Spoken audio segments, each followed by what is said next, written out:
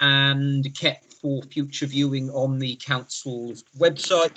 If all councillors could and participants could remember to mute themselves when you're not speaking, that's just to avoid any background noise. If you do wish to speak, please use either the raise hand function or the chat function, or if I can see you on the screen, your hand up and I will come to you. Other than that, I think that's all the housekeeping done.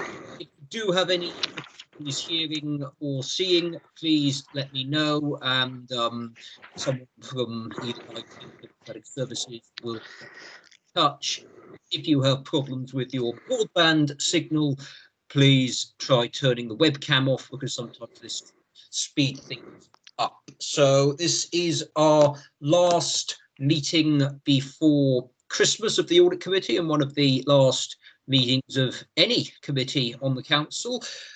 If we make a start, then welcome. And if we move on to item 1, which is apologies for absence, do we have any? I see Councillor Johnson has his hand up. Thank you, Chair. It's not an apology for absence. It's an apology for later on I've been summoned to a meeting at Barry Town Council at 7 o'clock.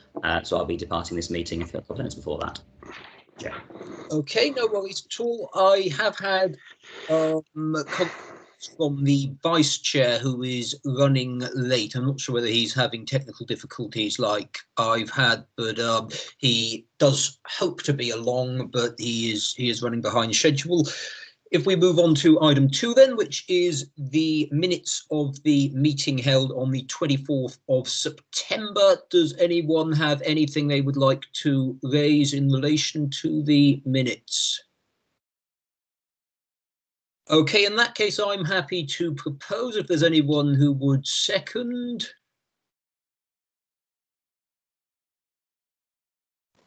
I'll second the minutes. Thank you, Catherine. That's they're good to go then, Gareth. And item 3, which is declarations of interest. Do we have any? Okay, on to item 4 then, which is a reference from the Environment and Regeneration Scrutiny Committee, the Wales Audit Office Waste Management Review, and I think Colin is going to be taking this. So welcome, Colin. I'll hand over to you. Okay, thanks, Chair. Yeah, as mentioned, this is referred from the Environment and Regeneration Scrutiny Committee of the 20th of October. And it was a presentation on the Wales Audit Review that was undertaken on the Council and the effectiveness of our arrangements to reduce waste and meet the national statutory recycling targets. So the front page of the agenda, the report, is the summary that I presented to the E&R committee. So I'll run through that. So overall, it was perhaps regarded that the report findings were generally very positive, and concluded that the council was making significant changes to its household recycling collections and was on course to meet Welsh Government's recycling targets, but would need to develop a long-term waste management strategy, address the service's financial pressures, and develop a more structured and documented approach to involving the diversity of its population. And that was the general summary of the report. There were 3 key findings. Those were that the council was following national guidance on household waste management, although the development of an overall strategy would enable its waste management service to reflect wider social, economic and environmental goals. Also, the council had significantly improved its recycling performance, would need to address the financial risks and pressures of the service as part of forward planning. And the council had engaged with its residents while making changes to its recycling service, but needed to consider a more structured and documented approach to involving the diversity of its population. So overall, the report identified 4 proposals for improvement, and those were: the council ensured that its forthcoming waste management strategy was sufficiently long-term, reflected wider social, economic and environmental goals, and addressed the financial risks to the service going forward. The second one was the council should consider whether it has the staff and resources to develop, manage and deliver the service changes in a sustainable way. The third one was the council should introduce a more structured approach to involving the diversity of the population in relation to significant service changes, and that the council should develop equality impact assessments in relation to the significant service changes. And we have completed an action plan to address those 4 points which are attached to the report. Overall, I think the report is a fair reflection of where we are as a council. We're performing very well, but finances obviously and resource is a risk going forward. Is something we have to manage quite carefully. I also reported on that document on the front of the report that we've had some successful grant bids which will enhance the service going forward. We had over £1 million of grants this year, £500,000 for a new waste sorting equipment for the proposed transfer station. We were fortunate to get £250,000 for new recycling bins for residents living in flats and apartments so they can come onto the new service. And also the third bid, we had £358,000 for a reuse shop to construct a reuse shop at the Atlantic Trading Estate Household Waste Recycling Centre. So that's three perhaps good news stories that are reported at that committee. Also, last Friday, the Natural Resources Wales released the recycling performances for last year officially. And there were only 3 councils in Wales that achieved the 70% target for 2025, and thankfully the Vale of Glamorgan was one of those authorities achieving that target. So performance wise we're looking very good, and we just need to manage those risks going forward and ensure that we can afford to deliver that long-term strategy. So that's the overall summary of the report. Has anyone got any questions? I can see that Ian has his hand up, so if I go to Councillor Johnson first. I think Councillor Wilson had his hand up first, Chair, if he wants to, if there's a burning question.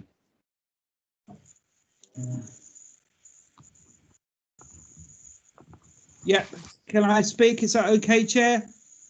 Yeah, sure. Sorry about that. I think I just lost you all temporarily. Yeah, I think we omitted you. A couple of things, right? Can I thank you very much for that, Colin? It's a good report. Obviously, one of the references on Appendix B on item P5, it talks about equality impact assessments, and obviously that is very important. One of the things you did refer to in your grant funding was that we're going to get some money in relation to recycling in flats, and that's one of the big issues in my ward in particular, in St Luke's and St Paul's Avenue in particular. We have got lots of big flats there, and although people do make real efforts to recycle there, I do think it's a real step change it will be if you have communal recycle bins. But the issue, as far as I'm concerned with that, would be to make sure they're regularly maintained and looked after, because these sort of things, if they're not looked after, people will use it as a dumping ground to dump all sorts of stuff. And, you know, that is a real concern there. But I'm going to ask a question about consultation. I think it's important that when these bins are introduced, that you do have local member consultation over them, as well as with various resident boards as well. I mean, we have the Star Group in that area of Penarth, who used to meet quite often before lockdown. And obviously, one of the things I'm quite keen is reconvening them soon rather than later.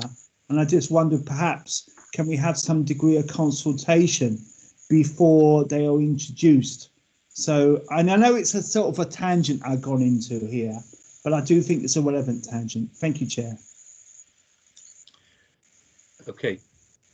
Shall I come in, Chair? Yeah, Colin, yeah, fine. Thank you.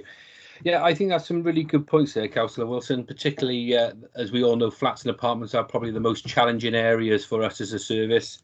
There's no doubt that we will have to arrange bespoke arrangements depending on the makeup of the flats and apartments. They're not all the same. Some have bin stalls, some have communal areas, some have communal space outside, some don't. So we will have to tailor it. And I think you're right, really, consultation with the residents board and perhaps the local members is probably the best way forward. We do see this as a bespoke service on its own. What I mean by that is we are actually developing vehicles especially for these flats and apartments that will only work in that area, because they will always be different, because they will rely on large wheel bins for collections, whereas the new source separated service will be independently run, and those vehicles don't have bin lifts. So we will provide a bespoke service and vehicles dedicated to those flats and apartments. Now, if need be, I see this as we don't have to always stick to that collection day religiously. It may be a routine round. So if there are demands in certain areas, then we can increase the frequency of those collections and maybe lesser frequencies in areas that don't need it so much. So I think tailoring it to those sort of individually is the way forward for those areas, and certainly consultation. It won't work without it. We need the residents on board to be able to embrace this change. Thank you very Does that much. make sense? Yeah, Okay. thank you very much, Colin. Thanks. Do we have any other questions or comments? Yeah, sure. Yeah, thank you, Chair. Thank you very much, Colin, for the presentation there. As you said, it's a fair reflection on where the service was at the time the report was put together. So quite recently, we've had the rollout of the new services in Barry, and I feel as a local councillor in Barry, that's gone fairly well. Well, very well in fact. With only a few teething problems regarding flats, as referred to by Councillor Wilson, and I'm starting to see a few more items left in the street, I think, on a more regular basis now. So I'll be keeping a close eye on that. I'm sure other councillors in Barry will as well. With regards to the Appendix B, which is sort of the work going forward, 2 points or perhaps 3 points I want to make quite quickly. One is a rather pedantic one, but the references are not in keeping with the report. I think we've missed P3 out of Appendix B. So you've got P1, P2, P4, P5. So just for pedanticness, that should be changed. The draft 10-year waste strategy was to be presented to Cabinet in November. I'm not aware of that happening. I'm wondering where that sits in work going forward. And also, given that the purpose of that is regarding the long-term wider social, economic, environmental goals, where that fits alongside the council's climate emergency policies and emerging work on that.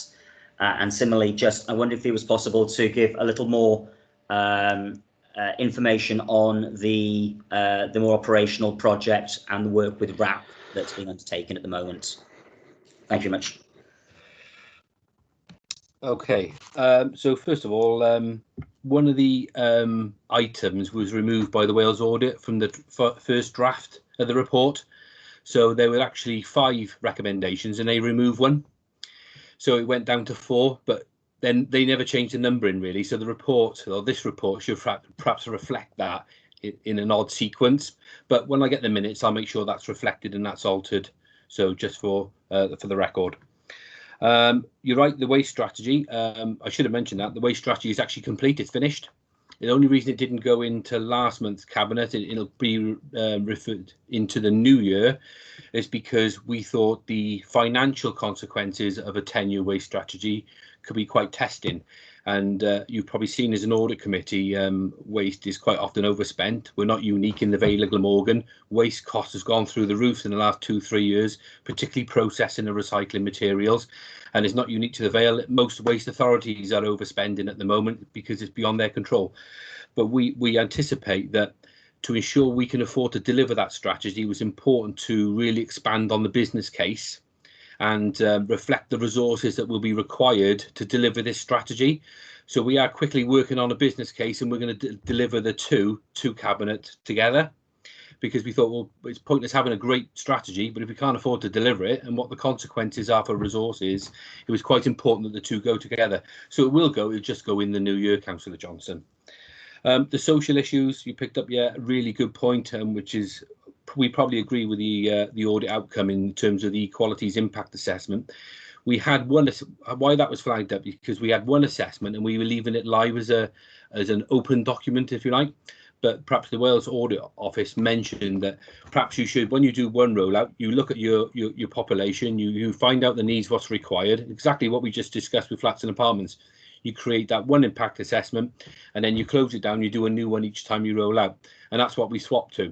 So when we do the flats and apartments and when we roll out Penarth, they'll be unique impact assessments just for those areas and those services that we'll roll out. And in terms of where we are operationally in our work with RAP at the moment, what we are concentrating on is the development of infrastructure. So we've submitted our planning application for the construction of a waste transfer station at Atlantic Trading Estate, and that's in with planning now at the moment. We have appointed a preferred company to build that station, subject to the outcome of the planning section. And then that will be, if that is given the go-ahead, that's 9 months work to build and construct that. And we've also got to apply for an environmental permit and all the things that goes with that. And then if we are fortunate to complete that construction, then we will have the infrastructure to deal with all our waste and recycling within our own borough, which we've not had for a number of years. And we're also working on the reuse shop that I mentioned. We have to be committed to that and go through the planning stages by the end of March. So we're rushing that through as we speak. And also we are looking at options to construct a new household waste recycling centre down in the rural Vale as well. So those are the three main projects we're working with RAP, and also we'll have the rollout next year. We can't roll out Penarth, unfortunately, until we have completed the build of that proposed waste transfer station or alternative site, because it's too far for the vehicles to travel to the temporary station in Cowbridge. And we are actually using the Penarth vehicles we bought in advance to move what we call shunter, the Barry vehicles, back and forth to Cowbridge. So the Barry vehicles go out in the morning on the new service, they collect until they're full. The spare vehicles come over, they swap that vehicle with the crews carry on collected, and then one driver shunts that vehicle back and forth to Cowbridge to discharge and unload all the separate materials and back. And we can't bring the Penarth on or finish the rollout until we've got that facility locally, so to stop the downtime of travelling back and forth. So those are the three main areas that we're working on with RAP at the moment. It's mainly about infrastructure. Is that okay? Okay, thank you for that, Colin. I can see that Caris has got her hand up, so I'll hand over to Caris next. Thank you, Chair. I just thought it might be useful to outline for you the process. This has come to you tonight because it's an Audit Wales report, and it's our way of making sure that you have oversight of the reports that come in, you know, the service specific ones. The process we follow for these is that they obviously go to the relevant scrutiny committee because they are direct service reports, and this one, as you see, is a referral here tonight from you for environment and regen. But we want you to have sight of the report, and I guess to reassure you as well about how we now manage these going forward. So there is an action plan attached, which Colin has referred to and a number of you have referred to, and there's a project board in place to monitor that these recommendations are happening. But also there is a 6-monthly report on all of the recommendations that come out of Audit Wales report, so that you will see as well progress that's been made, because we obviously take their reports seriously. And also at an officer level, we report on all of the regulatory recommendations at a monthly level in our insight board. So that was just to I suppose outline why the report in particular has come to you tonight, but also to reassure you that there is a process in place now for managing these recommendations, so that you will get a regular update with regard to progress. Okay, thank you for that, Caris. And I see Anthony wants to come in at this point. Yeah. As well. Anthony. Thank you, Chair. It's just to reinforce what Caris said. It's really good to see this report, having gone to scrutiny as a service report, quite rightly so, pinging its way back to the audit committee to close that loop off in terms of the assurance being provided to the audit committee. All too often I see that loop not being made and connected between the various scrutiny committees and the workings and the assurance gathering of the audit committee. So you know, it's good to see the linkages being made back into this committee. Okay, thank you for that, Anthony. Are there any other questions from members or comments from officers? Okay, if there's just one thing I could ask then, Colin. Byward obviously hasn't had the rollout yet. You gave a very good presentation to Lambdoc Community Council at not the last meeting, the one beforehand. And I think, as I'm sure members whose wards have already had this rolled out would agree, communication is absolutely key. Most people don't tune into community council meetings. It would be great if they did, because the information there was put across very well. I would just be keen to know, one, are there any lessons you've learned from the first stage of the rollout in terms of communication with residents? And secondly, what do you plan to do to ensure that take up or compliance, however you want to put it, is as good as we can? Because most people accept that things need to be done on this. They perhaps, when they experience it, they get frustrated.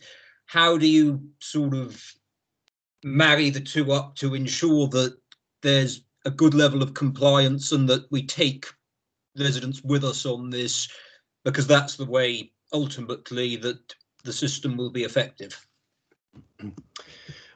Okay, so we did learn a lot of lessons from the rural Vale rollout in particular, and that's probably why Barry has gone quite well, because we did take the lessons away, what we learned.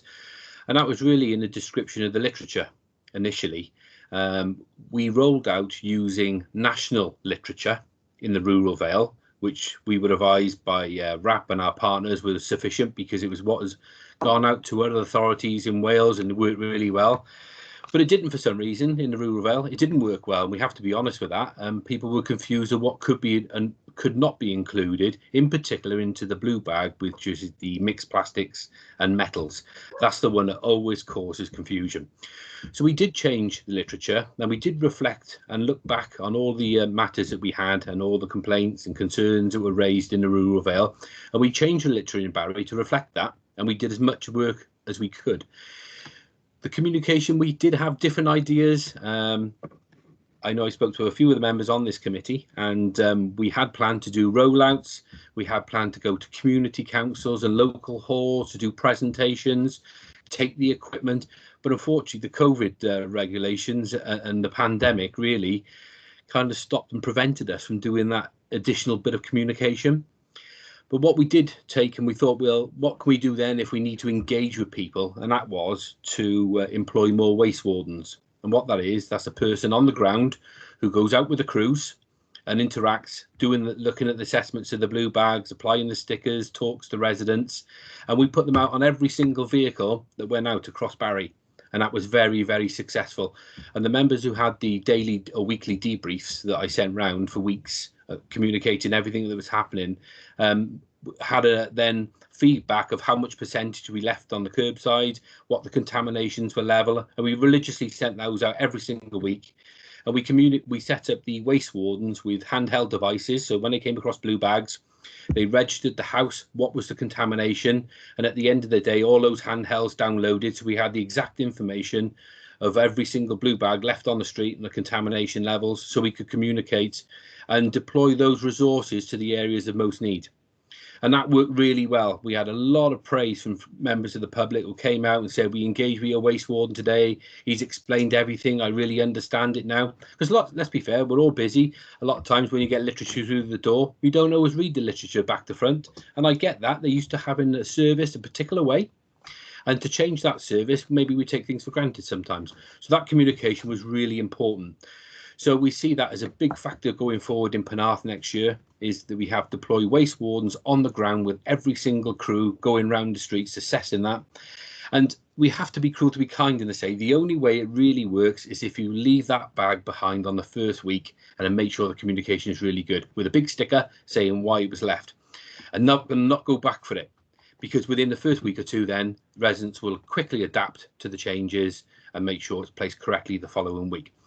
Hopefully things with the pandemic will have calmed down by next year, and we will be able to go back out, take our event trailer around all around Penarth, Landock, Dinas, Powys, and we'll set up in every single ward, and we'll be there to meet and greet residents. Maybe we still have social distancing, but hopefully we'll be allowed to do it.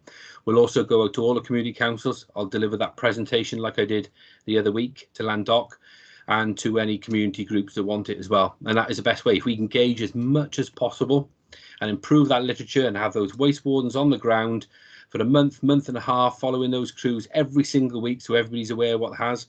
We have them knocking doors, we sent them into areas where with particular problems, and that worked really well. The communication was probably the best we've ever had for a rollout, which is why Barry, although we thought it might be quite challenging, went quite smoothly. And we had the contamination under control within probably 2 weeks, and it was quite successful. Okay, thank you for that. Colin, do we have any other questions or comments from members? I don't see anyone, so this is a reference from the Environment and Regeneration Scrutiny Committee. So if we note the report and ensure that all members' comments are fed back to the team and put on the record as well. Thank you, Colin, for joining us this evening.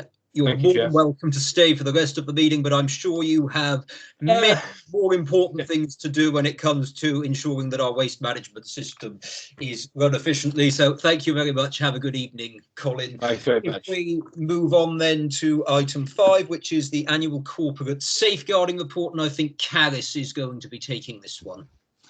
Yes, I'm taking this one. Thank you, Chair. This one again is a referral to Audit Committee. The report outlines the corporate safeguarding work that was undertaken during the financial year 2019-20. It was considered by Cabinet on the 30th of November and referred from there to a number of scrutiny committees plus this committee. So what the report does for you is it outlines some of the key activity that's taken place over the last 12 months and reports that by directorate, which is quite helpful. It gives you some details then directorate by directorate. Just to point out that the new national procedures have come into operation now. That's the Wales safeguarding procedures, and they've been adopted and implemented now within the Vale. I think what you'll see from the report is that actually safeguarding is pretty much embedded in all services now, whether that's through the way they report activity up through their own management teams, and that training has been identified and delivered across many services now, with the training being different depending on the role that different staff members have. Also, there is in many areas improved performance during the year, and I think that's because systems and processes are becoming embedded with staff, really. So the monitoring of the corporate safeguarding is done by the Corporate Safeguarding Group, which is a multi-directorate group chaired by the Director of Social Services, and they monitor all of the actions against any reports, etc., that have been made. As far as our internal audit services is concerned, they do have safeguarding on their work plan to be done by the end of this financial year. So they will be able to obviously report into that process as well. So this report has been really referred to you this evening for noting information and any discussion that you may have on it. I'm happy to take any questions. Do we have any questions or comments? I can see Councillor Johnson first of all, so I will hand over to Ian. Thank you, Chair. Thank you for presenting the report, Caris. It's a bit difficult because this covers such a wide range of services and information, so I'm not really expecting answers here tonight, because I think they're probably more appropriately requested from the individual service and the individual scrutiny committees. But one of the points that I think I've regularly made in discussions on this over the years is that it's not the numbers that get reported which are important, but how they are dealt with, because there is no real benchmarking.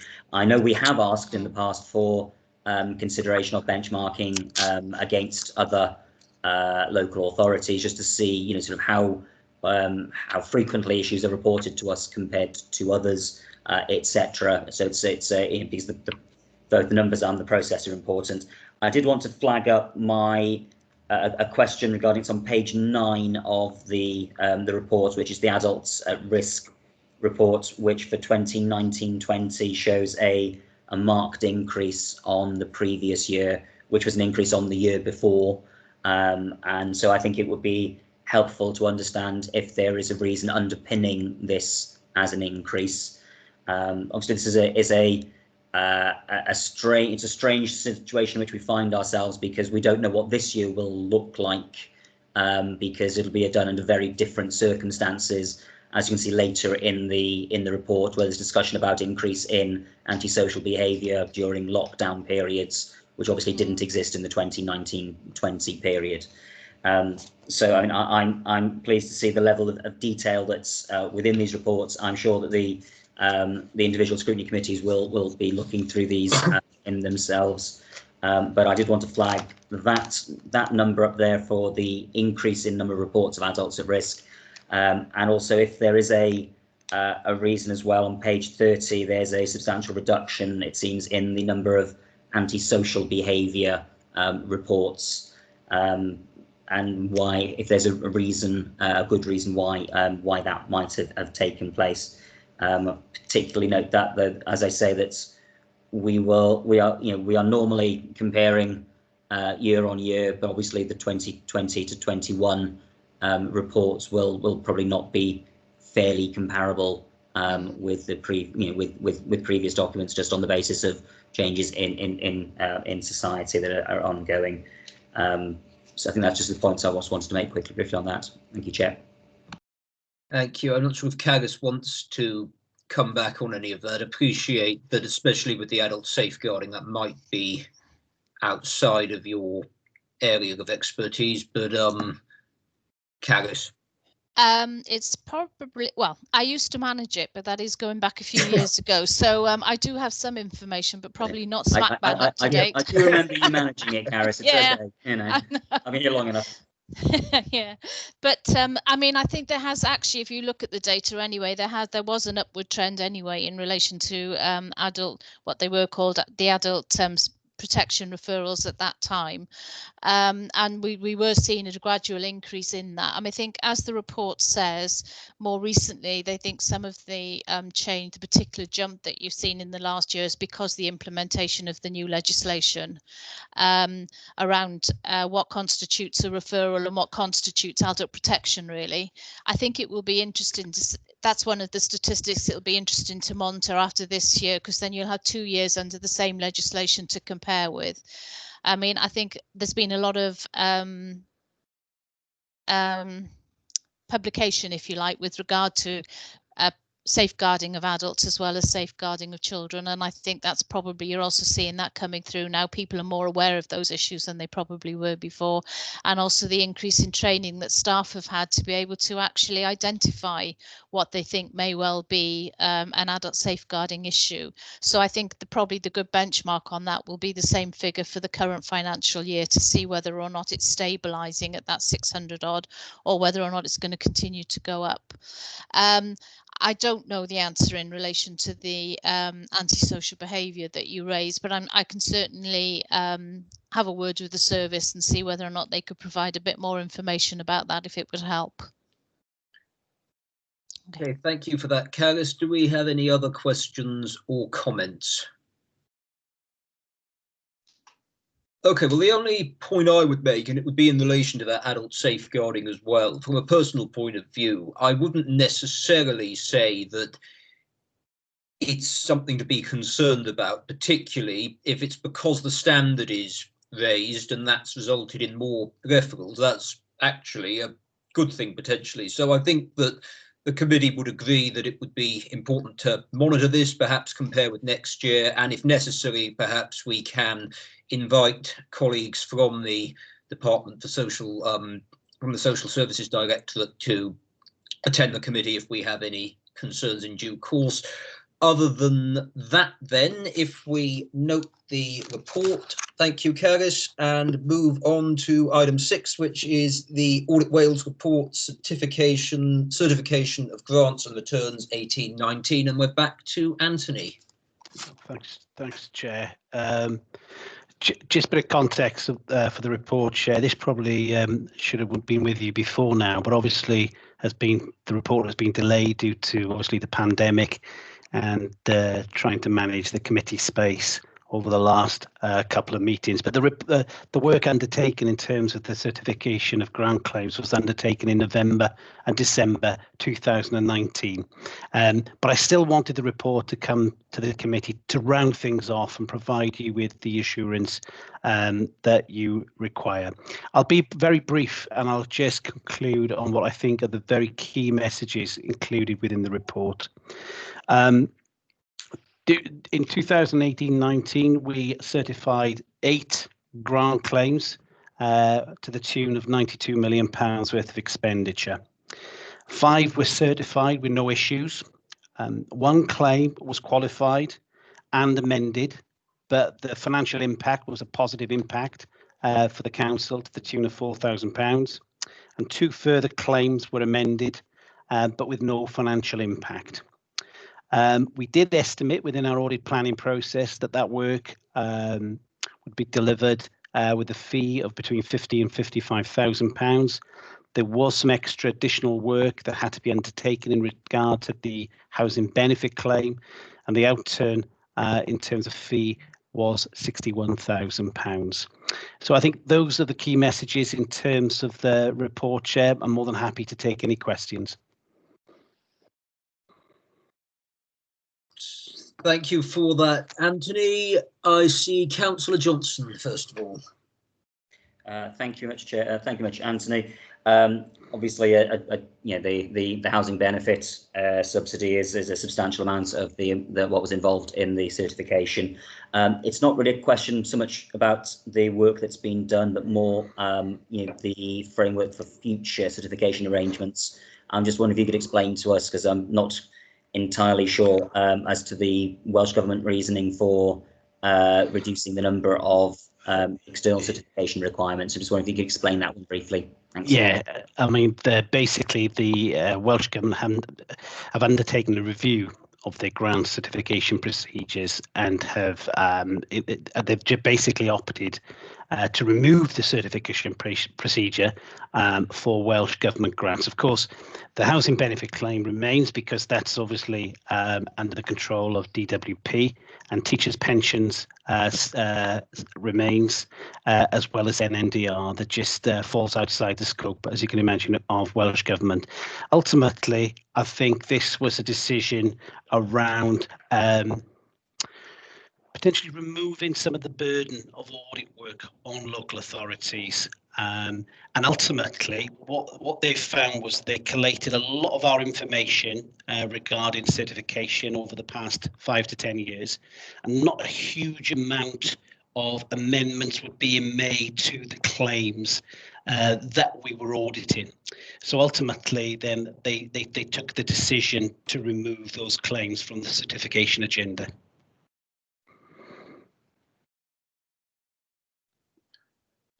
Okay, thank you for that, Anthony. Do we have any other questions or comments? I can't see anyone, so I think we just will note the report then. And if we move on to item 7, which is again Anthony, and another Audit Wales report fighting forward a local and national perspective. Thank you, Chair. You can see that this report regarding counter-fraud arrangements is done in a presentation format.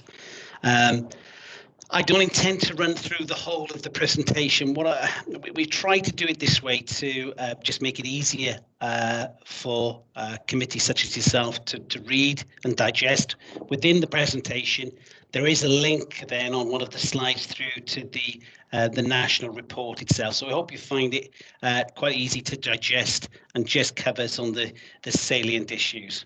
But ultimately, just in terms of a little bit of background, committee, we prepared a national report back in June 2019 at the request of the Public Accounts Committee, just to give an overview of the counter-fraud arrangements in Wales and the scale of fraud, which we estimated between 100 million to £1 billion a year. That raised the committee's appetite and decided to commission us for an extra round of work, which we reported on in July 2020, which was based on a more extensive review. And as part of that review, we identified a number of areas where improvements could be made.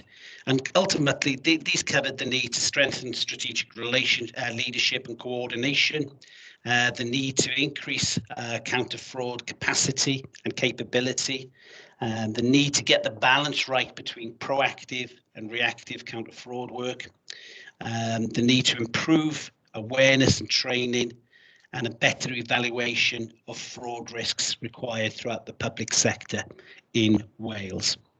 That national report covered 7 key themes around leadership and culture, risk management, policies and training, capacity and expertise, tools and data, collaboration and reporting. And that resulted in 15 generic recommendations made to the public sector. Within the presentation as well, it also then goes down a level and picks up some of the themes applicable to local government in Wales. And ultimately, the themes were around that there was very little investment in the area in terms of tackling fraud through counter-fraud arrangements. Basically, we've seen arrangements slipping over the past few years and a lack of strategic commitment to countering fraud within the public sector. But I think what we've tried to do as part of this presentation is, well, just include a little bit of a position statement for what it means for the council itself. So ultimately, we concluded that the council procedures and policies are considered reasonable and appropriate. We were comfortable that a dedicated and sufficiently experienced and trained counter-fraud officer was in place, and a planned programme of counter-fraud work exists. We did issue a number of considerations for the council to have a look at around potentially more awareness training, introducing a case management system, and publicising identified frauds as a means of working as a deterrent.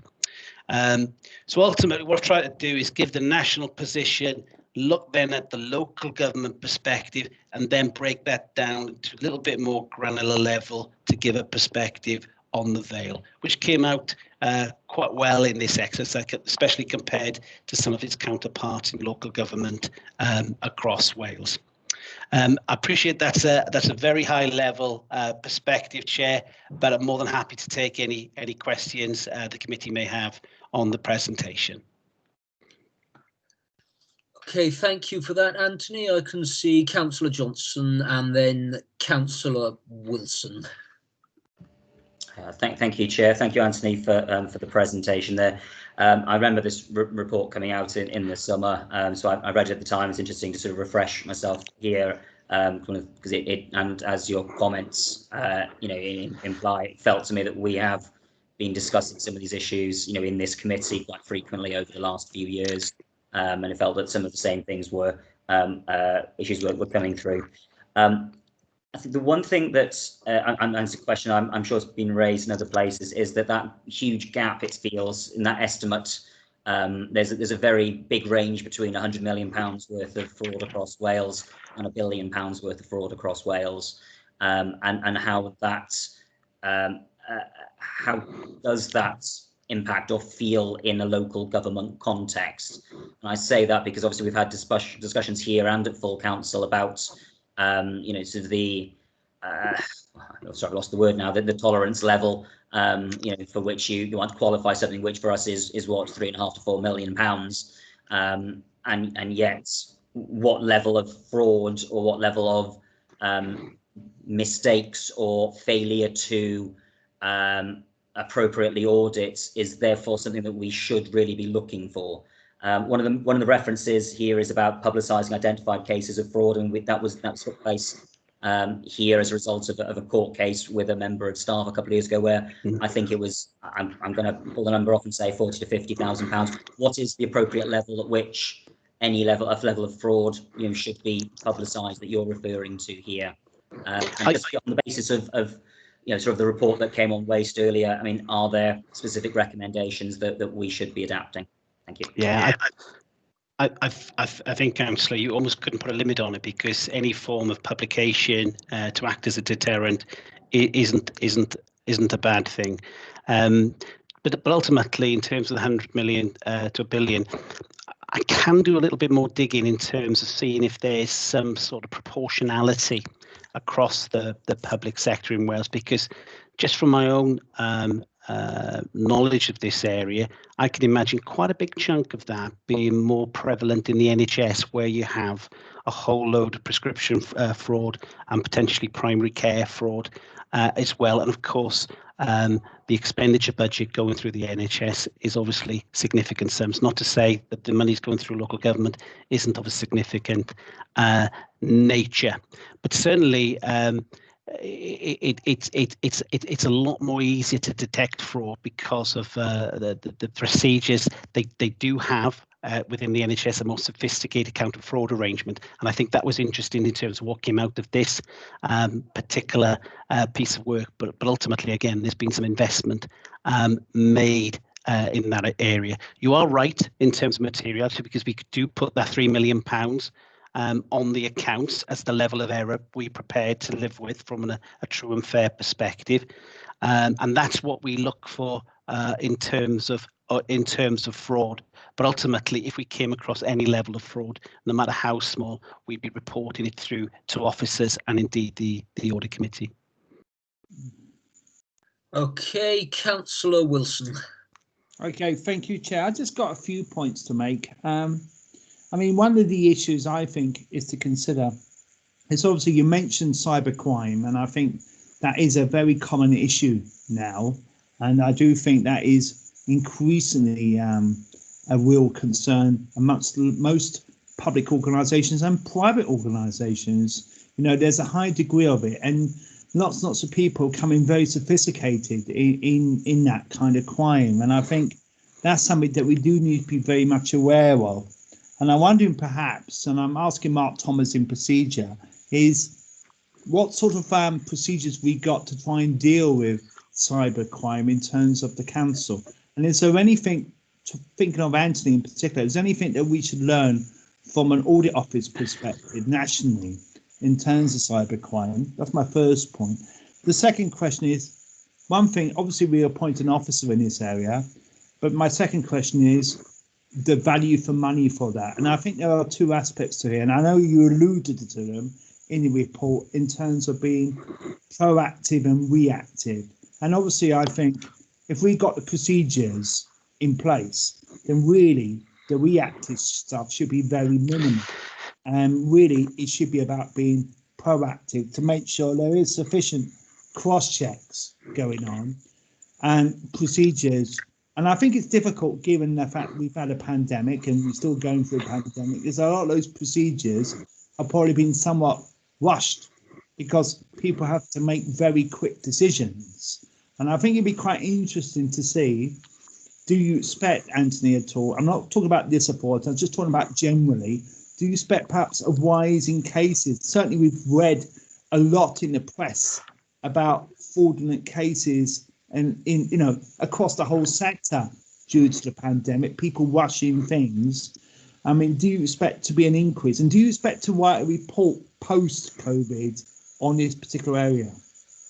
Yeah, I mean, it's a well-publicised fact, Councillor, that the public sector and indeed the private sector is far more vulnerable to cybercrime, within the pandemic.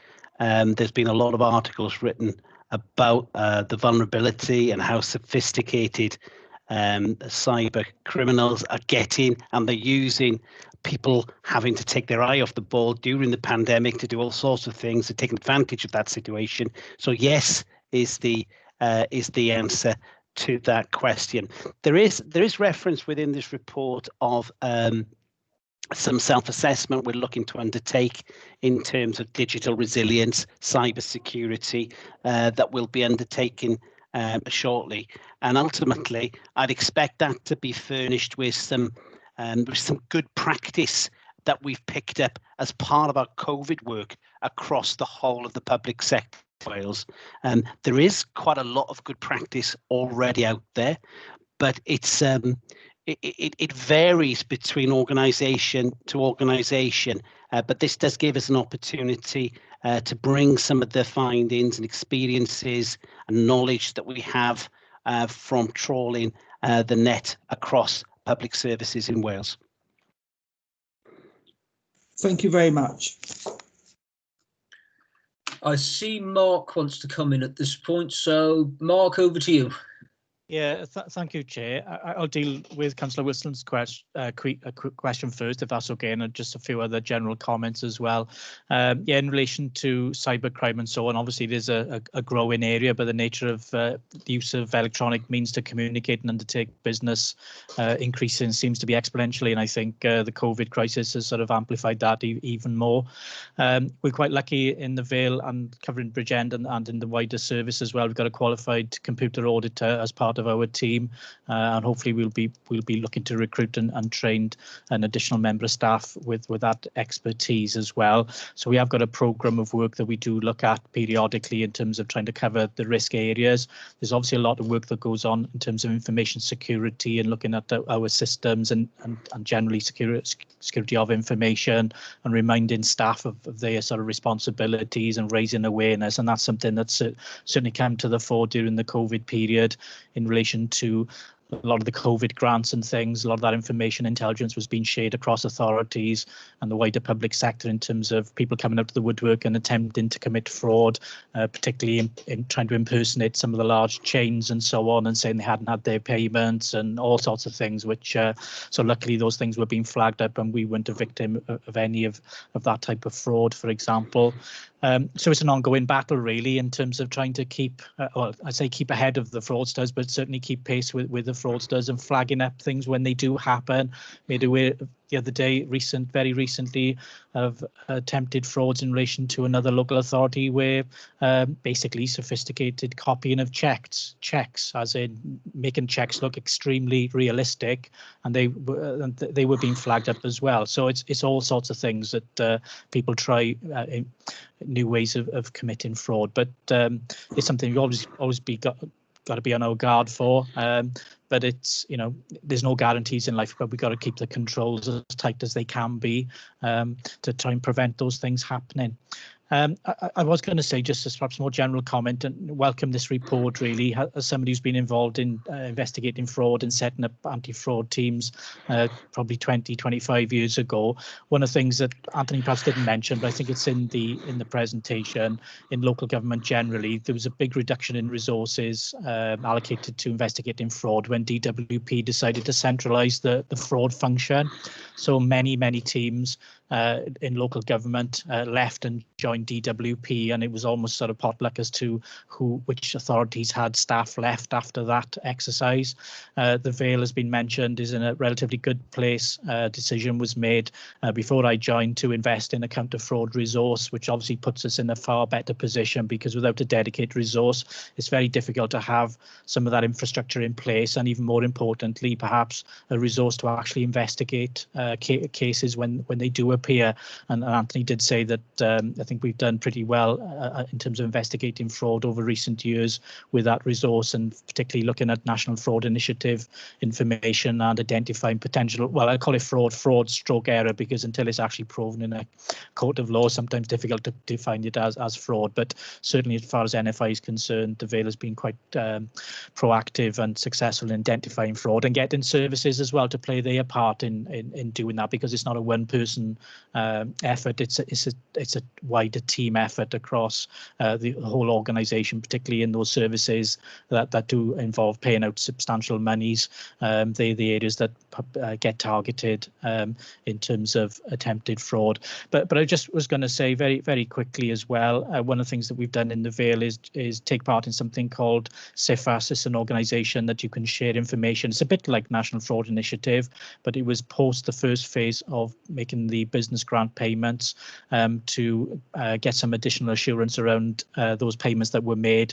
They compare them to a database of known fraudsters and fraudulent applications, and I'm pleased to say that there was nothing flagged up at all at that point in relation to the grants that had been paid out at that point. And the National Fraud Initiative also will be undertaking an exercise, I think it's January or February time, in terms of looking at the payments that have been made, because they've all had different rules and at different times and so on.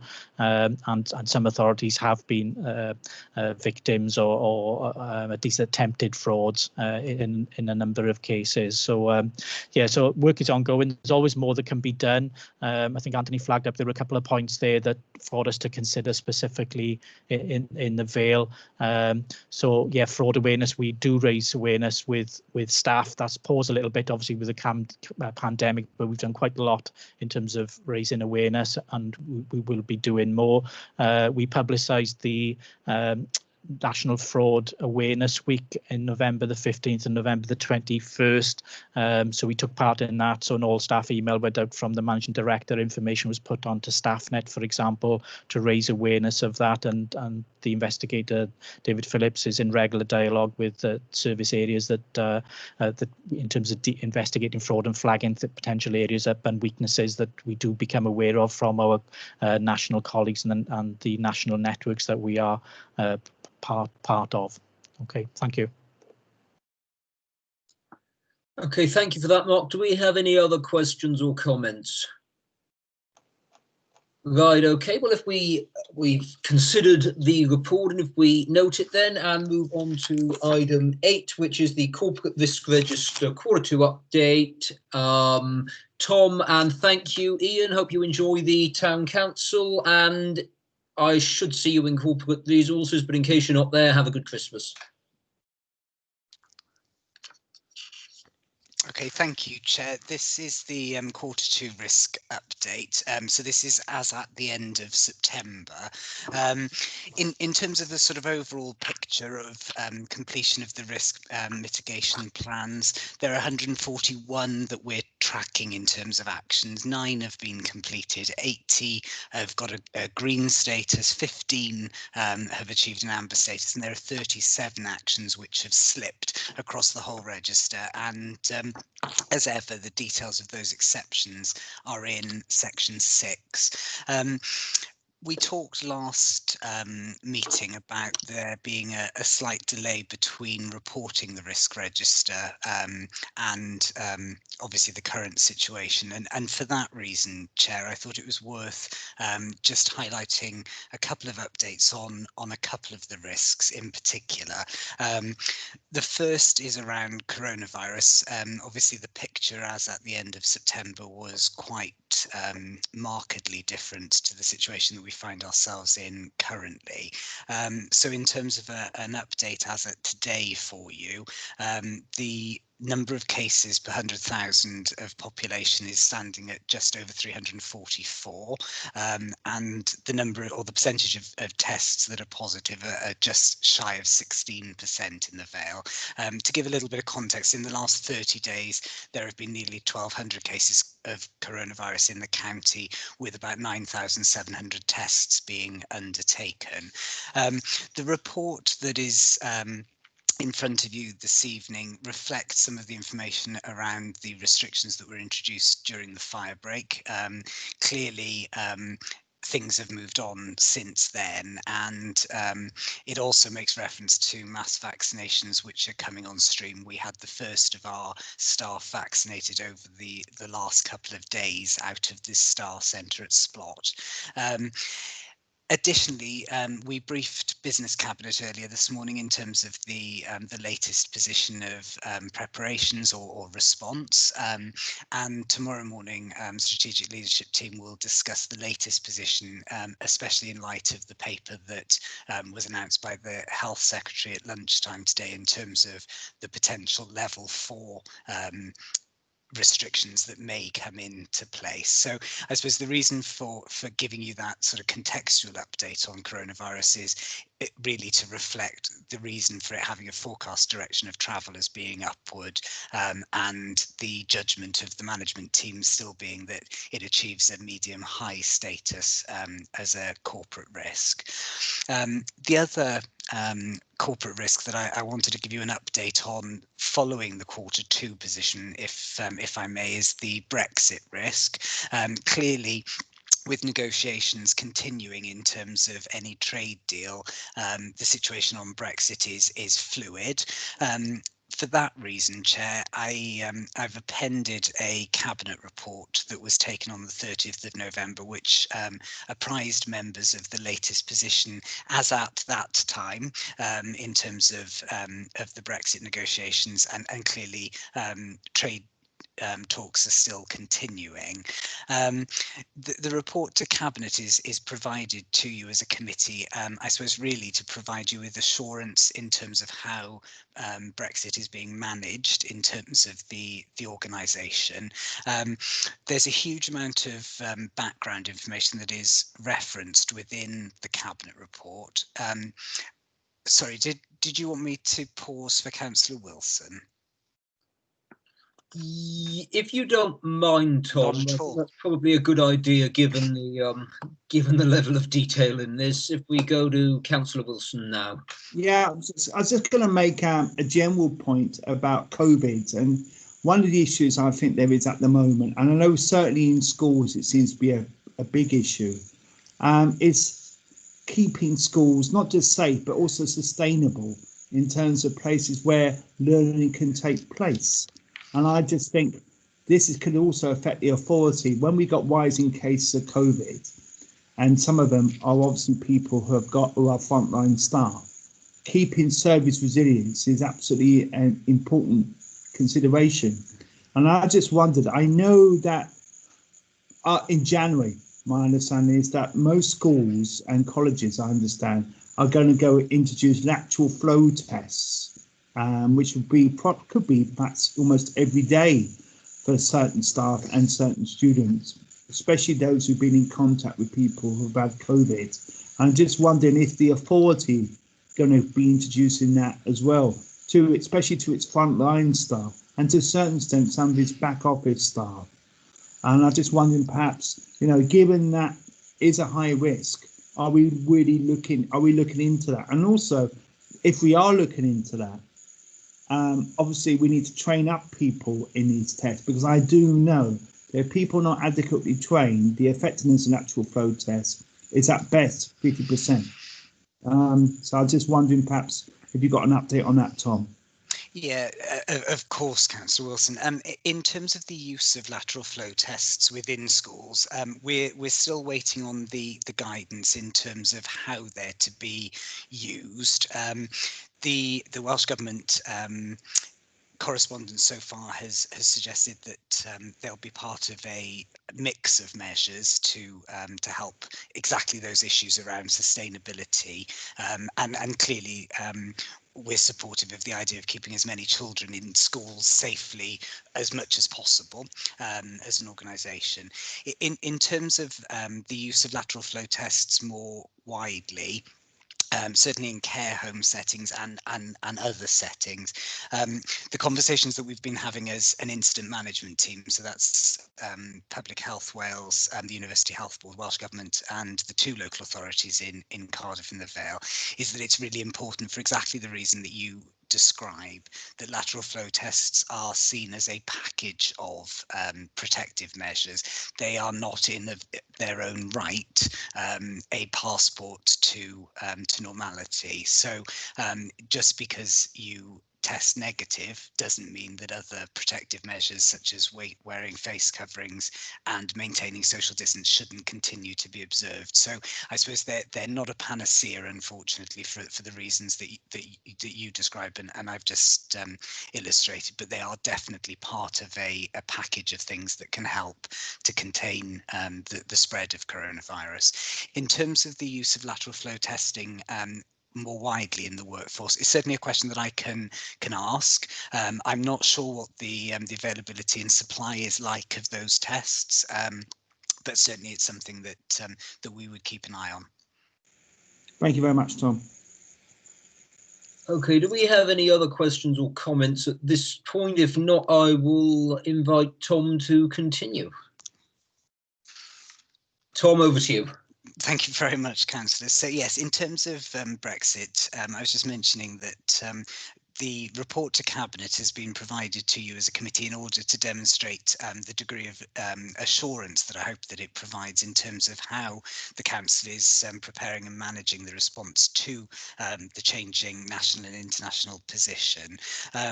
What the Cabinet report outlines is a body of evidence provided from a range of different sources, most notably, I suppose, including information from Grant Thornton that the WLGA have commissioned, which provides some local profiling and some potential issues that would arise and require action to be taken.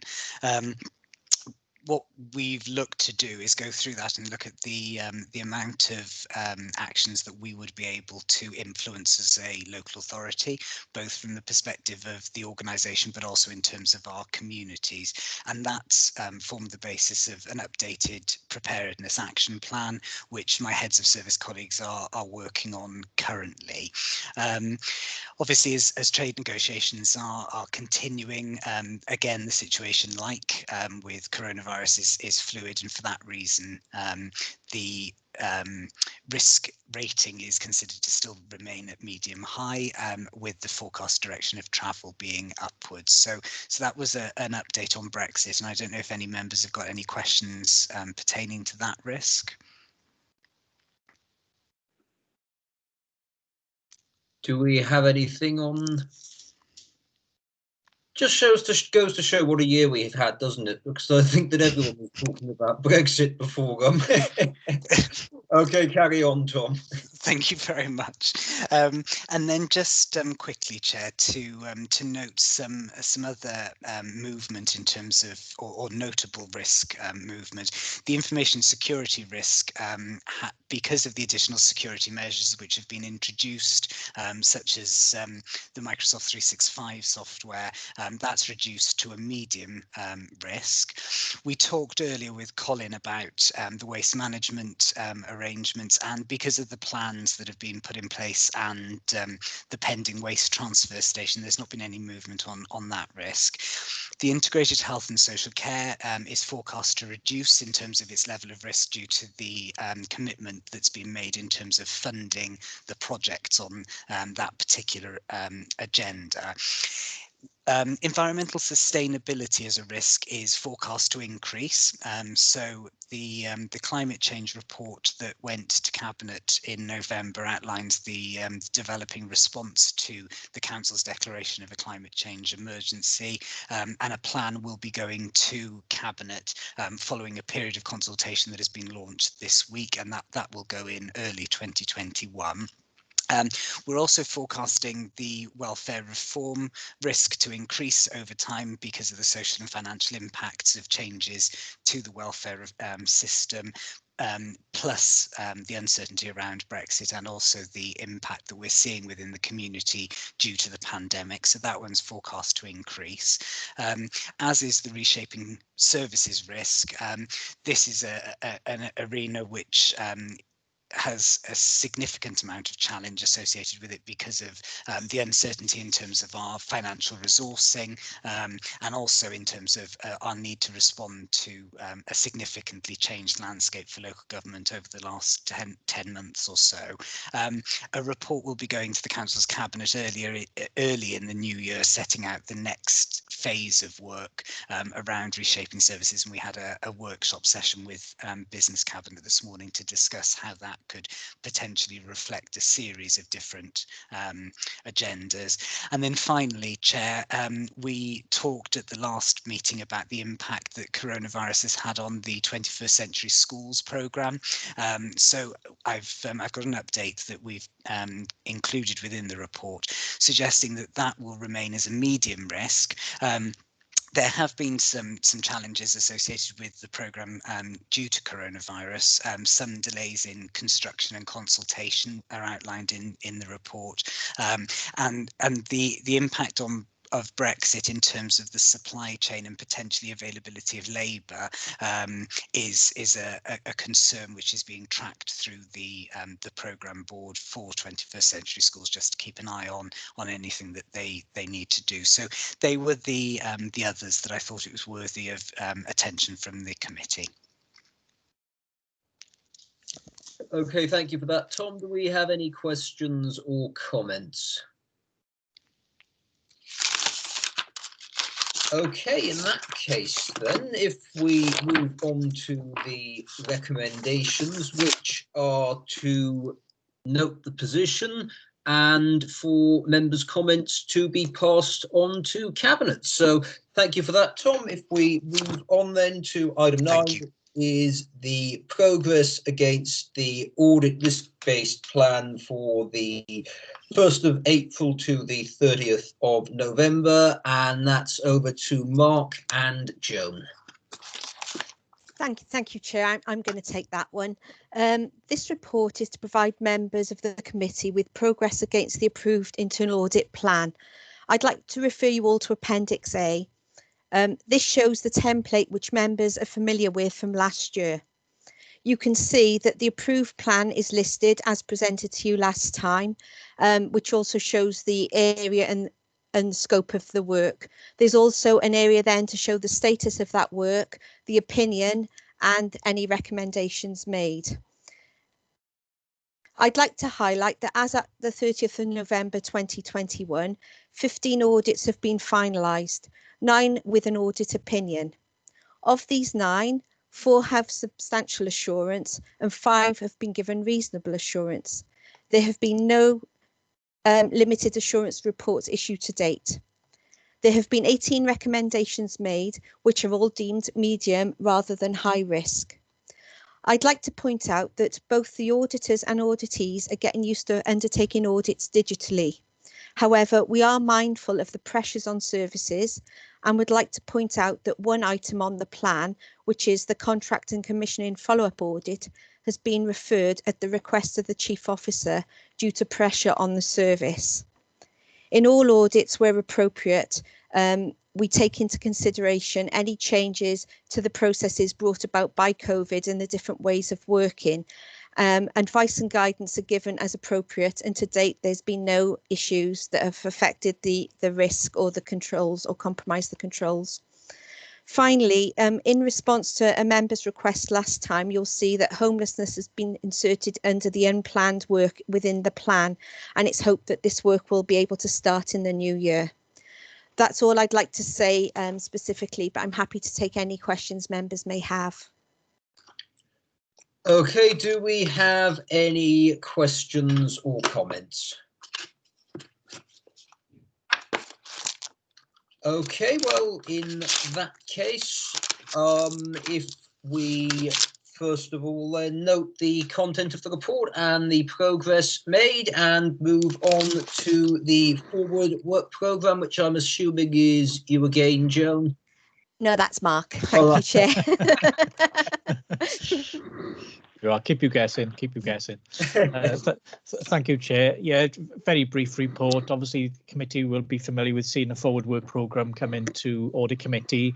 We didn't do one right at the start of the year for obvious reasons because of COVID and being unsure really as to how things were going to pan out at the early start of the year. So what you've got in front of you is the forward work programme developed for the remainder of this year. It reflects what's already come to committee in the earlier meetings and what we expect to bring to the committee for the rest of the municipal year.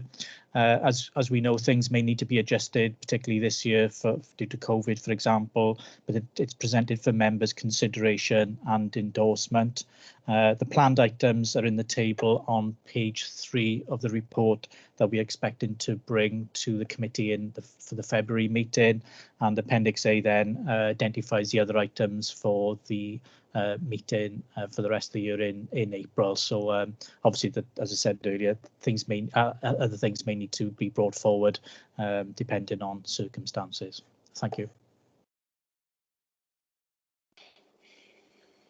Do we have, I see Anthony wants to come in there, and Councillor Wilson.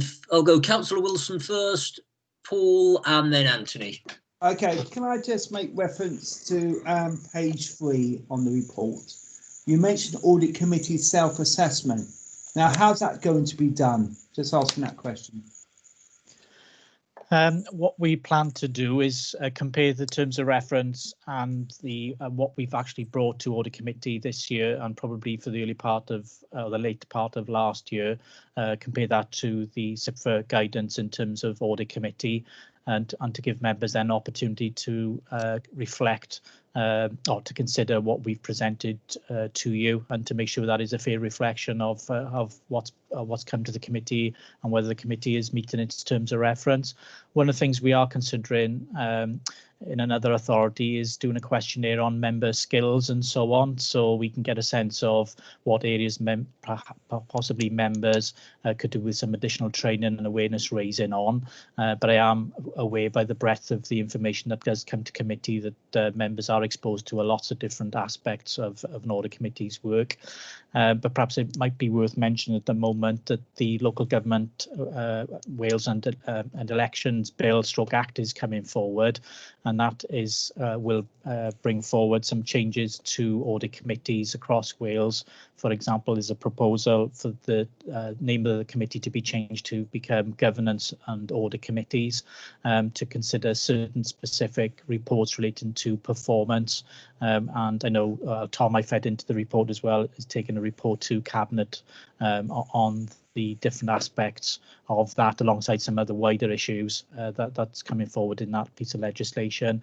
But one of the things that has been proposed is the number of lay members would be increased to 1/3 of the membership of the Audit Committee, and there will be a requirement, as is currently proposed, that the chair of this committee would also be a lay member. So it hasn't gone through the full consultation process as yet, and in fact the consultation that has been undertaken doesn't specifically ask any questions around those particular aspects. So there are some changes being proposed. So the reason I'm saying that is, in terms of the role of the committee, may adjust. It'll evolve to reflect the proposals in the legislation, but the core functions of the committee will remain the same. Can I respond to that, please? I mean, I think that's very useful information. I just wonder, perhaps I'm going to ask the chair if perhaps we can have a further report on that, because I do think that has an issue, and also with governance, it might cross boundaries with something called a democratic committee that we have on the council, and I think perhaps we do need to have a good look at that going forward. And also, what I'd be interested to see is that, in terms of your assessment, Anthony, is and don't take this the one way, Paul. I'm sure you won't. I won't. No. Well, I'm saying about the effectiveness of independent chairs as opposed to a politically appointed chairs, if you see what I mean. Yeah. Is there any evidence to indicate, or is it just they think it's just more ethical to be an independent member should be chairing it, especially when you have an authority which is I know we never are in the Vale Council, but I know in other authorities where you do have a very strong ruling group, and I can understand the logic for that. But I think where you've got almost a hung or balanced authority like the Vale Council is, I think, there is quite a lot of scrutiny that goes on. And I just wondering, perhaps, what's your view, if you're allowed to have a view on this, Anthony?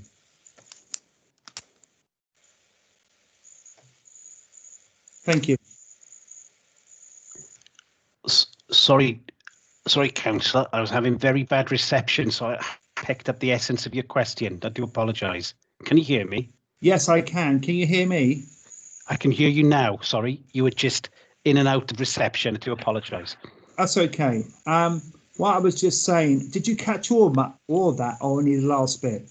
I think I'll attempt to answer. If I'm going down a different avenue, please let me know. I think it was about the rationale for the about independent chairs versus politically appointed chairs.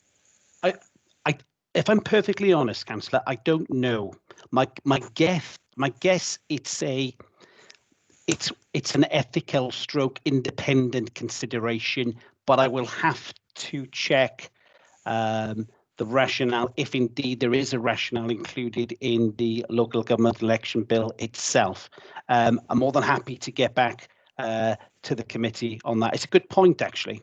It's a good point, because as Mark's pointed out, the proposals fundamentally change the composition of an audit committee, what will then be called a governance committee as well. So it's a very, very good point, Councillor. Thank you.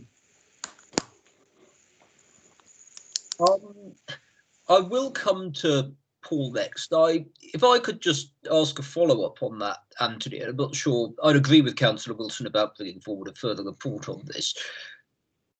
In my view, I don't see anything wrong with having a lay person as chair. I'm perhaps going to do myself out of the job by saying this, but the only point I would make is what's the difference between, at the moment, the chair and the vice chair, as we found out eventually, have to be from the opposition or an opposition group. They can't be part of the ruling group, and that pretty much follows the principle that, say, the Public Accounts Committee in either Westminster or the Assembly would follow. Is it felt that, is it a move to make things more independent, or is it a move to make things less political? That's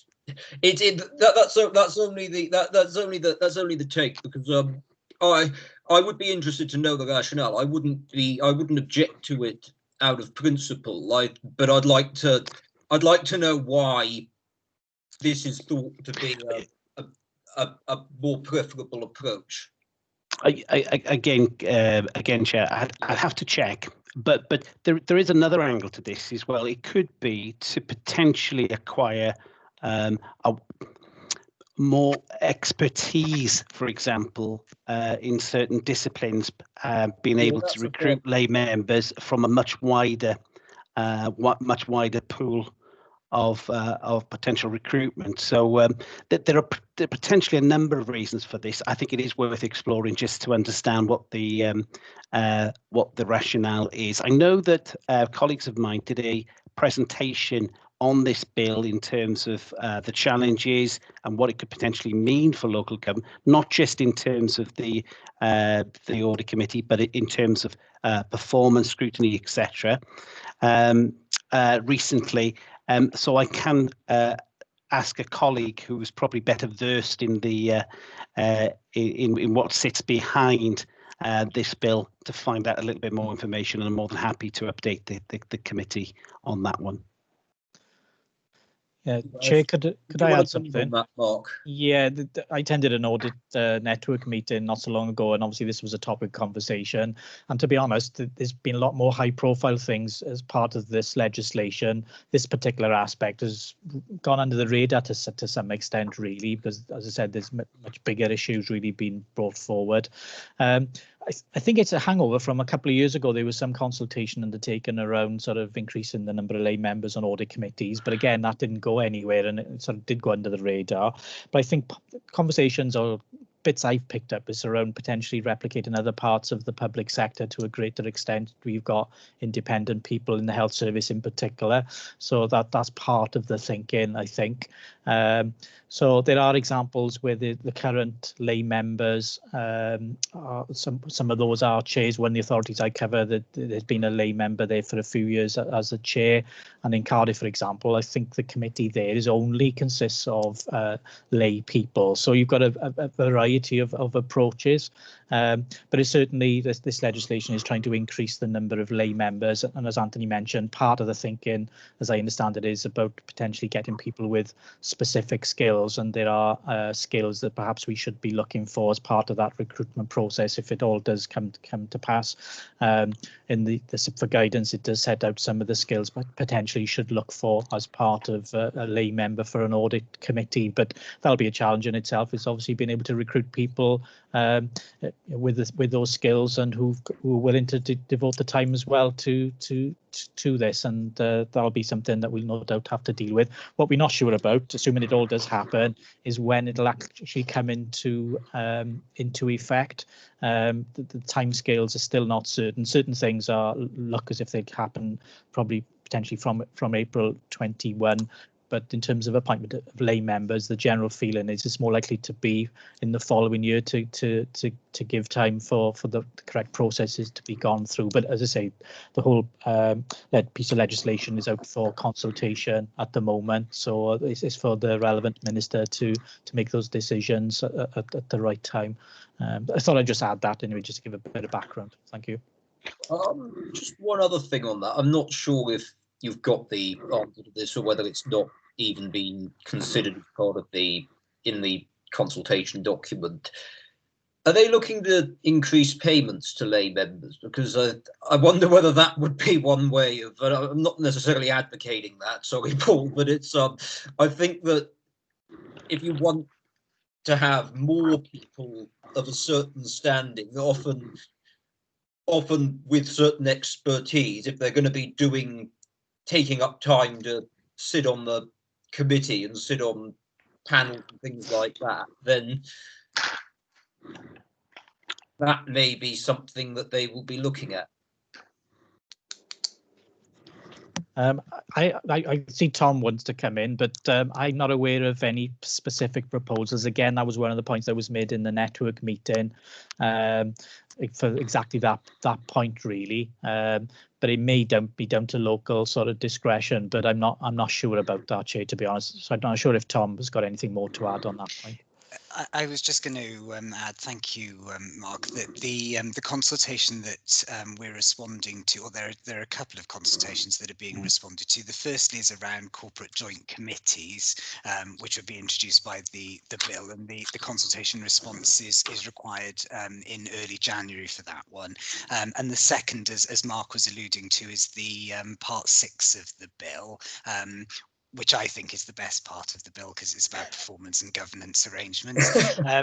And we're responding to that, but the consultation is relatively limited in terms of the self-assessment and the duties around improvement rather than the wider governance issues. And the conversation that Mark and I were having last week was we're unclear in terms of Welsh Government as to whether they're going to be consulting on the other governance provisions, and if so, at what stage they're likely to be doing so. The report that is going to Cabinet on the 21st of December around the bill and around the various consultations is going to be referred on to the Corporate Performance and Resources Committee for consideration from a performance perspective in January. So members of that committee would obviously see the content of that then. And what we could do, if it's useful, Chair, is ask our Democratic Services colleagues to circulate that report specifically to Audit Committee members, especially Mr. Lewis, so that he's got sight of the response that's going in for part 6. Thank you, Chair. Yeah, and I'll move straight on because I apologise for keeping you waiting. Paul. Yes, I listened with interest to that, Mr. Chairman. You can hear me. Everybody can hear me. Yeah. I got a few, I suppose, very important comments to make with regard to the discussion that just took place. The first, I suppose, and the most important of these is the fact that as a lay member, it took me, and don't forget, I was a chartered accountant. I've also been an auditor in my time. It took me at least 2 years before I could even understand the processes involved in the audit committee and the way that the council works and the reporting structures and some of the acronyms that are used and the shortcut referrals to this bill, that bill, etc., etc., etc. And it is a long time, at least 2 years before I felt as though I had any real understanding of how the council operated, and therefore could have made any let's say valid comments or anything constructive in the sense of understanding where my footing was, on what ground am I standing to make my comment, So if you're talking about bringing in more lay members, then that's fair enough. I don't disagree with that. Maybe 1 or 2 more might help. I'm not sure. But to expect a lay member in his early years to chair a meeting, I think is totally unrealistic. I'm not saying it's impossible, because I've chaired one of the meetings in my first 3 or 4 years. I chaired one of the meetings once, with a great deal of help from Caris Lord, who held my hand through it and pre-briefed me with a pre-meeting, etc. And it was quite some important issues to discuss at the time. But I was very uncomfortable in chairing that meeting. And just in jest, Mark Wilson said to me earlier this evening, and I've been on this committee now for 10 years, Mark Wilson said to me earlier this evening, if the chairman doesn't turn up, Paul, you know you're going to have to be the chairman tonight, don't you? Now, I still, after 10 years, feel uncomfortable about chairing this meeting because it is almost impossible for a lay member to understand what goes on in scrutiny, what happened in this committee, what was mentioned last week, which report was passed to so-and-so by whom, which comments were made at council about this and that. You know, it is almost impossible to do this job, really, apart from being a figurehead at the meeting, just to say, okay, well, thank you for that. We'll accept that report. Next, over to you, Caris, sort of thing. You know, it's almost impossible to be an effective chairman of this committee unless you're also a councillor. That's what I believe. You know, and furthermore, and you alluded to this, and thank you for that, councillor. What we get paid for coming to these meetings, to be quite frank, is not a lot. And to expect somebody to act as chairman as well and take on the responsibility for, you know, the whole thing going well and making sure all the T's are crossed and all the I's are dotted, I can't see anybody wanting to do it for that money. So there's 2 or 3 things for me to throw into the mix view. I certainly wouldn't want to do it on a regular basis. I was asked to be chairman once, I wouldn't have minded doing it. But as the years have gone on, I realise there's a lot involved in this, you know, and for what I'm getting paid, it's not worth it. You know? I think you're giving councillors a bit too much credit there, Paul, I will say. Well, I say, think that from a personal point of view, I don't think that being a councillor would automatically qualify you to be the chair, and being a lay member wouldn't. I'm sure there are many. I'm sure you would have done an excellent job as chair. I mean, and the thing is, when I first came onto this council in 2017, I was made the chair of the committee straight away, and I know that happened to other members as well. So I wouldn't necessarily say that a lay member couldn't be a chair. I think that it very much, as with councillors, depends on the individuals involved. Well, I accept that point, and you know, maybe thrusting young driving. Don't forget, I'm 71 now. You know, maybe younger thrusting driving people would want to do the job, and maybe they're happy to involve themselves and get dug in and get their feet under the table and do a good job. I'm not saying that they wouldn't, but for me, it's too much work for the money, and I really wouldn't want to do it. You know, and despite the fact that I've had 10 years experience, I still wouldn't want to do it. I think that's a fair point. I think that you do have to, if you're going to expect a lay member to do it, you do have to make sure that the terms are going to be right for someone to want to take the role on. And if that's not going to be the case, then perhaps it has to be looked at again as to other options on that. But I think Anthony wanted to come back in as well. So, if I may, Chair, it was just if I could sort of take us back to the forward programme. It's potentially something I could pick up with Mark Thomas outside the meeting, but we were hoping to put a slot on the February meeting just to confirm audit closure of the 1920 accounts. If you recall, we had a discussion at the last audit committee that then went to council. We've continued with our work with the 2 pieces of correspondence. We've managed to conclude on 1 piece. The other is continuing, but we're looking to wrap that up as soon as we possibly can and report audit closure back to the committee. So just I'll make sure, if possible, there's a little bit of space for us to do that in February, Chair. Thank you. Okay, thank you for that. I'm sure everyone will agree with that. If Councillor Wilson's request for an additional report on this to be brought forward as well, that would be handy. Other than that, I think we will consider and note the forward work programme and endorse the schedule of items. Paul, I think wants to come back in. Just one quick thing, please, Mr. Chairman. I'd just like to address this to Mark. It says here Audit Committee Self-Assessment Audit. I hope you'll include me in that. Yeah, okay. Yeah, Thank you. absolutely. Yeah. That's okay. Okay.